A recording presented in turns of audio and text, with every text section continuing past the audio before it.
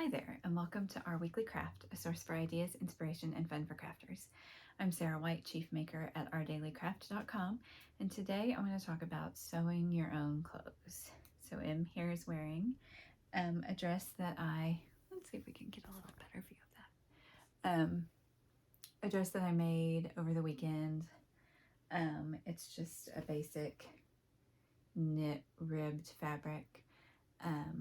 And it is actually based on a purchased dress that I have that I don't love because it's, I don't know, a little clingy in places that don't like to be clung to.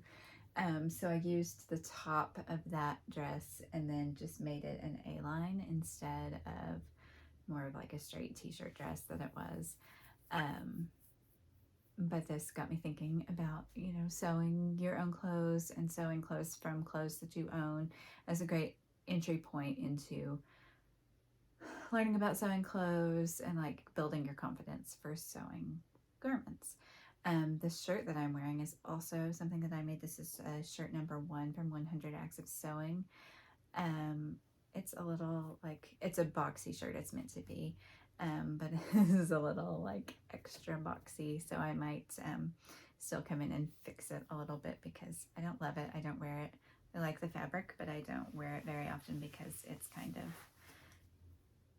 bigger and boxier than I normally would wear. Now I'm almost done with this sweater. Finally, I am on the neckline. I may finish it while we're talking. I'm really excited about that, and I need to be done because the notes are due in 2 days. So anyway, we're gonna work on that while we talk about sewing. So I learned to sew when I was a kid, probably around the same time that I learned to knit, but I've never been really confident as a sewer. Because, well, like I was afraid of zippers for a really long time, and I've sort of just gotten over that in my adult life in the past couple of years. I had a serger for years and was afraid to use it and stayed in the box, and I know that that's not rare. But I kind of have always had the feeling of like, oh, fabric's expensive, it's time, it's effort, it's like I don't want to mess things up. All of that has kept me from doing a lot of garment sewing. So last year, my 100-day project, which I made it 50 days into, was sewing.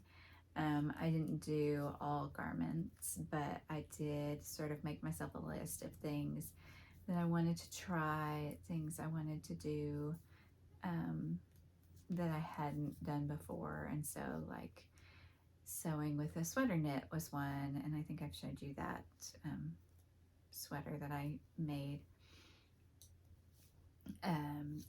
Doing sweatshirt material was one. So I sewed a sweatshirt. I did sequins. Sorry, I dropped a stitch here, so I tried to not look at you, but I need to fix this stitch real fast. I had bought some sequin fabric thinking that I would make a project for my daughter with it, and then I chickened out because I'd never sewn with sequins before, so I ended up making a pillow with sequin fabric on one side and sort of a velvet fabric on the other. It's a cool kind of sensory thing because it's the flippy sequins, stuff like that. So I feel like now I'm a little more confident just because I took the time to make some things that I hadn't done before. But I also think that a really great way to start with garment sewing is to take things that you have and like and duplicate them. So this dress is one example. I mean, it was actually something that I didn't like that much, but using the design of something that you own and that fits as a basis for sewing designs is something that I really like to do. So I have both a shirt and a dress that kind of have a sort of dolman shape to the sleeve because I just took either a t-shirt or a tank top. I don't know. I remember these were also projects that I did last year, where I just drew out on tracing paper the shape of the body and then did like a curve for the sleeve, and then, you know, made the sleeve as long as I wanted it to be. And so I have two, like a shirt and a dress that have about, you know, half length, elbow length sleeve. And that kind of outfit, and this is that too. Here the sleeve is just integrated into the body piece. So there are two, the whole dress is only two pieces. And so that's, with doing the sleeve integrated into the body like that, you can do a shirt or a dress in two pieces, and then you just have to sew the shoulder seam and the side seams, and then hem the bottom and the neckline and the sleeves. And so it's a pretty quick and easy project, and you can do them in, you know, lots of different fabrics and colors. And it's a good, like, this is a great summer dress. If I can get this one finished, I will probably make a few more just to wear all summer long. And that's a really nice thing to do if you can find inexpensive fabric that you like. You know, a dress like that probably is cheaper to make than it is to buy, because this, you know, this was 2 yards of fabric, and I've got a lot left that I can use. I'm going to make a tank top out of part of it probably. The other thing with this is it's a blank slate, and it's pretty plain looking. The whole idea that I had with this particular dress is I have some yarn that's almost exactly the same color, and I really want to knit patch pockets to put on the dress. I'm not sure if I'll like that when it's done, but I'm going to try that and see how it is. And, you know, every dress needs pockets, right? So, yeah, maybe I'll have that done next time. I haven't done the sleeve or the hem at the bottom yet, but maybe by next week I'll have that done and can show it to you. 100 Acts of Sewing is another great, like, beginner projects. They're boxy, also two-piece, you know, and this has, I think it was two-piece. Yeah, this is two-piece. So it has a little bit of that I was talking about, where the sleeve is integrated into the body. So it has a little bit of a curve there. All the patterns are like dress number 1, shirt number 1, dress number 2, and I have made, I think it's dress number 2 a couple of times. I made one for me and one for my daughter, and they're another, you know, just simple boxy dress that is a good learning dress. Her patterns are all for woven. This is knit fabric. Her patterns are all for woven fabric, which is nice because it can feel a little less scary than working with knits if you just have a regular sewing machine. I know that that's a little daunting to do knits on a standard sewing machine rather than a serger, but that's what I did on this one. I have a twin needle that I use for the finishing so that you can see that like really stands out, but it makes it look more like a purchased dress in knit would have. That kind of, you know, like a t-shirt hem at the bottom has the 2 lines of sewing, so that you can get a twin needle for your machine, and you just have to use 2 spools and thread through your machine twice, and then put 1 thread through each needle, and it makes a double seam. So that's a nice trick, and it's stretchier than a standard sewn hem on a regular machine would be. But yeah, so the 100 Acts of Sewing patterns are for wovens, and they don't use zippers. So you're basically just cutting out big squares, and then you cut out the neckline that you want. So you can make it as deep or as narrow as you would like it to be. And then it just has, you can't really see it, but you do like a bias binding to finish the edges on the neckline. Maybe at the bottom too, let me check. No, the bottom, the neckline and the armhole seams are just folded, double folded, so that the raw edges are inside. But on the neckline, you use bias binding, which this shirt I just used the same fabric and made my own bias tape. For the dress that I made, it's like a brown fabric that has surface embroidery, and I used like a black polka dot fabric for the binding, because no one's ever going to see it but you, and it makes me smile every time I wear it because it has that little bit of whimsy. On my daughter's dress, which was her first day of school dress last school year, because we weren't shopping in COVID times, it was like a print of Science Girls, and I made the binding was hot pink on that one, which is fun. So it's just like a little extra way to both use scraps and to just add a little whimsy to your projects. And I mean, why not? When you're making stuff yourself, it's supposed to be fun, and you know, things that you couldn't buy. Thus, you know, knit patch pockets on a dress. We'll see how that works. But anyway, all of this is just to encourage you.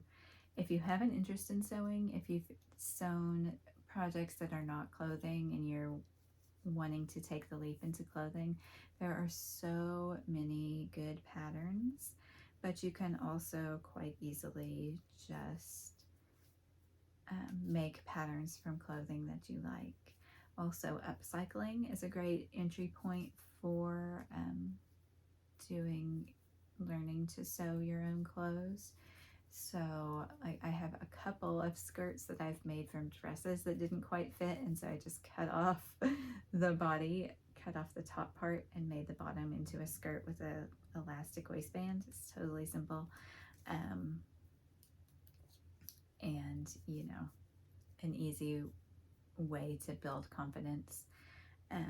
Mending too is like, you know, just anything that gets you working with fabric, working with clothing, and thinking about, you know, how to make things last, how to make things so that you'll like them better. You know, even just embellishing something is a good way to start. So, you know, maybe you've got a stain on a shirt you want to cover up, or you have a purchased shirt that doesn't fit quite as well as you'd like. So, you know, you can work on altering that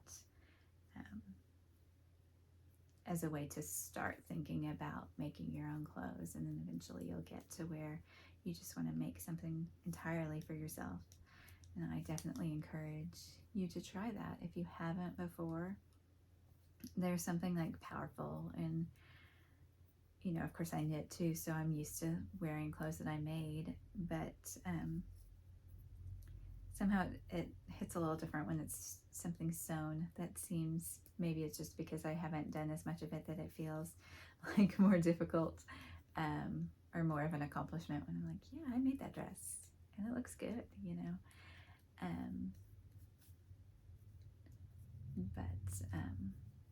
So yeah, there's not a big message this week, but I would just encourage you to give it a go. If you have not sewn clothes before and you would like to start, that a great way to try is just, you know, start with a t-shirt. If you're wanting to work with knits, you know, start with a t-shirt or a tank top that fits well, and trace the body, and then figure out, you know, if you want sleeves, if you don't want sleeves, you can just integrate them into the body. There are a lot of, you know, like cardigan type boxy jacket things that are just squares that you can try. I have a book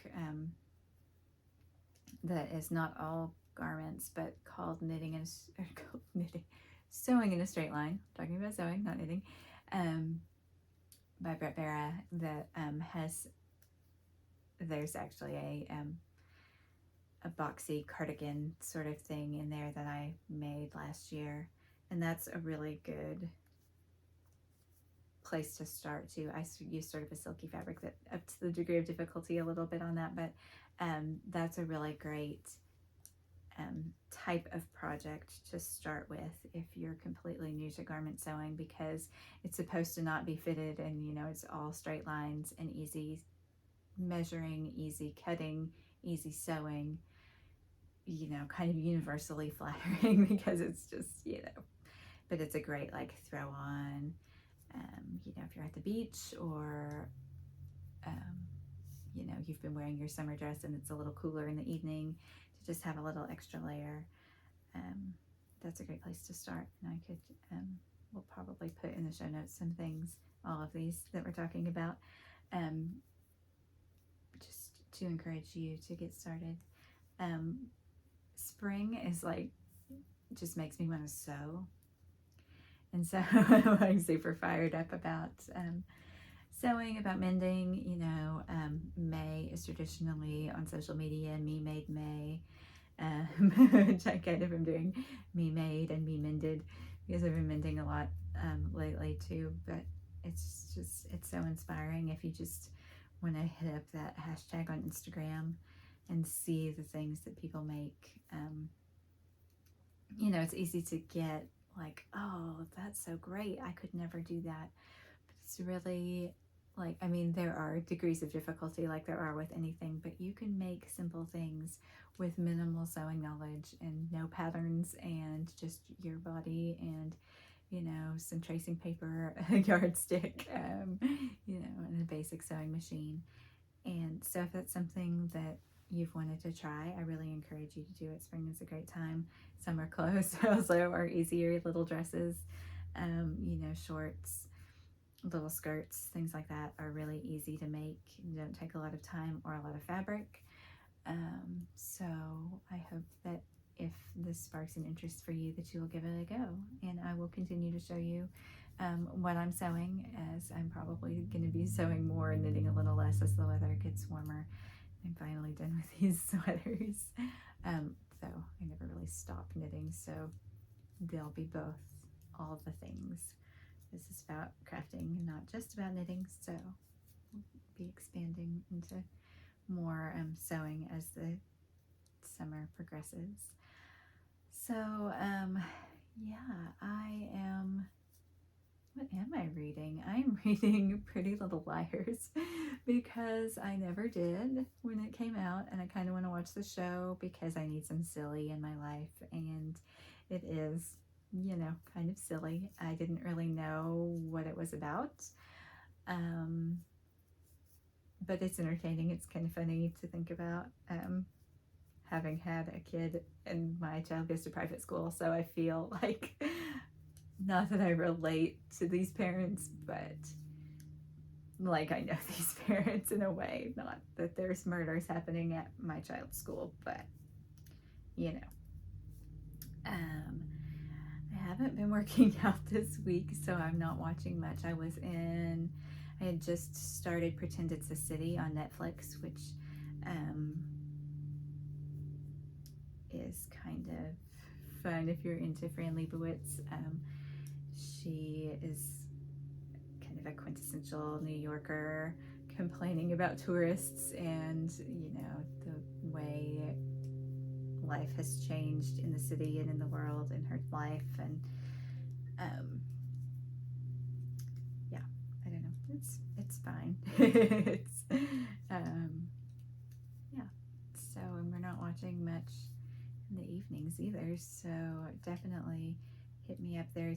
We have some things we want to start. So, but I would love to hear your recommendations. If you're watching anything good right now or reading anything good, I would love to hear about it.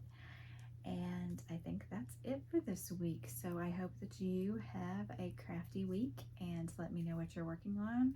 If you have recommendations for easy beginner sewing patterns, places to buy patterns that you like, even, sources for free patterns that you like, there are like with any craft, there are good free patterns and there are terrible free patterns. But if you know of a place that you've worked free patterns from that are good, I would love to hear about those and share them. And in the meantime, I hope that you have a great week, and I will talk to you again soon.